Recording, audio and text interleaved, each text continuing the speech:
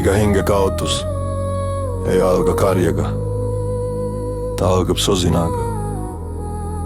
Nii vaikselt, et inimene ei pane tähele. See on esimene märk.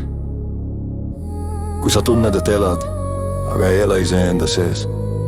Kui su päevad liiguvad, aga sina liigud neile järgi, mitte nendega koos. See on esimene libuge. Sa ei juhi oma elu enam. Sa lihtsalt oled selles kohal nagu vari. Siis tulevad järgmised märgid, tühjus, mida sa enam nimega kutsuda ei oska. Vaikne äng hommikul, käed, mis värisevad mitte hirmust, vaid kaotatud sügavuse. Süda, mis tahab rääkida, aga ei julge, sest ta kardab kuulata oma tõde. Teine lipuk. Sa hakkad väldima iseennast. Sa jood, sa suitsetad, sa jooksed suhte järele, mis murdis su luust ja lihast, sest valu on ainsana tuttav. Ja siis tuleb see, mida inimene ei taha tunnistada. See ei ole suhe, mis sind hävitab. See oled sina ise, kes ei kuula enam oma hinge. Sa annad ära oma tõe, oma väärtuse, oma vajadused, oma piiri ja loodad, et keegi väljast kompenseerib selle, mida sa ise kaotad. Kolmas lipuke. Sa loodad päästid, sest ei päästa ennast.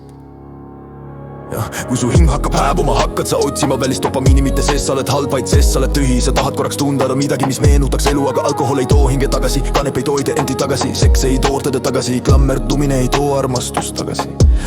Neljas hingeplikkuses sa põgenemiskoht, mitte kohtumise koht. Ja kui su hing hakkab hääbuma, hakkad sa otsima välist dopamiini, mitte sest sa oled halb, vaid sest sa oled tühi. Sa tahad korraks tunda midagi, mis meenutaks elu, aga alkohol ei too hinge tagasi. Kanep ei too identiteeti tagasi, seks ei too tõde tagasi. Klammerdumine ei too armastust tagasi. Neljas lipuke. Kui tühjusest saab põgenemiskoht, mitte kohtumise koht. Ja ühel hetkel ärkad sa üles ja küsid, kes ma üldse olen? Ja vastus ei tule, sest identiteet murdus, kui sa müüsid maha oma töö kellegi heakskiidu eest. Kui su hääl ei kõla enam sinu häälena, vaid peegeldab kellegi teise ootusi. Aga siin algab pöördepunkt. Abi saab küsida, terapeut saab aidata, sõber saab hoida, tugi saab toetada. Aga mitte ükski neist ei saa muuta su elu, kui sa ei ütle endale. Olen valmis teistmoodi elama. Brutaalne tõde.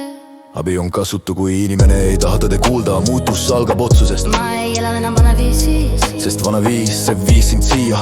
Hingetüüuse, toksilise armastuse, sõltuvuste, identiteedi lagunemise, piiride kaoga, kadunud häälega, sisemise lapsega. Ja iga kord, kui inimene ütleb, tahan muutu, aga ma ei taha mida muuta. Hääbub hing veel natuke.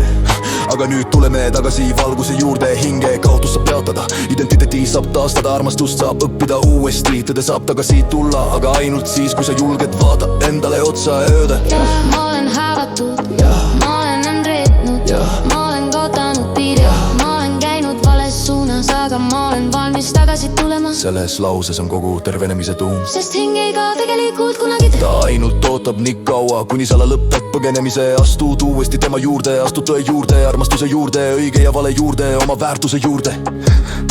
Ja see tähendab aastamine mõtleme västa, keskmidu tõvenemid. Sest võtani, sest tegedes pes valituse ennast. Seksi või hinge toosid juurde, terve turmine tahet juurde kaotva kaovad taikse puufide.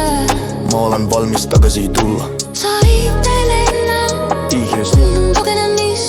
Osast volest viimine sest Tänud lähtnud toetust teide. Lode nu viiki püti, siis ei taandaks olet brikki. Se kanno pyksuhi, pyksut suupolu. Ning Sitä ju teini, need arvud. Siis mul laps. Ära ei tagasi tulla.